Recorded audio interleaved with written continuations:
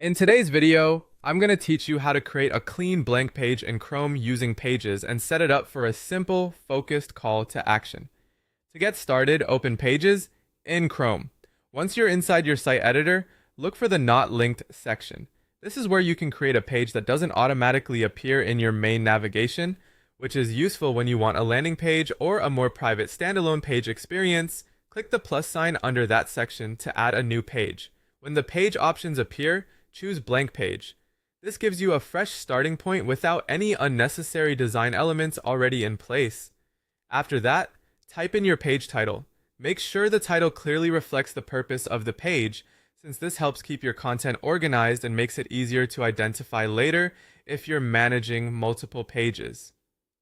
Next, begin editing the page itself. Since the goal here is to create something clean and distraction-free, remove any structural content that may have been added by default. To do that, select the Clean Layout section grids. This helps strip the page back to a simpler framework so you can build exactly what you need without extra visual clutter. Keeping the layout minimal is especially helpful if you want visitors to focus on one message. If you want the page to feel completely standalone, go to Edit Site Header, then Open Style, and toggle the header and footer off.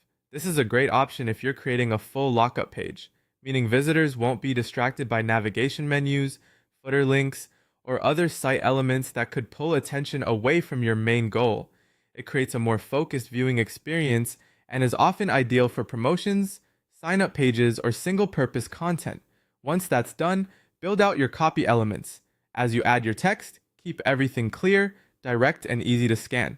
Most importantly, focus on a single call to action.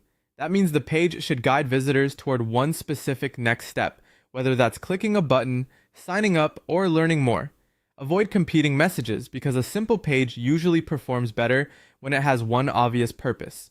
After you've reviewed everything and made sure the layout, text, and overall flow look right, click Save.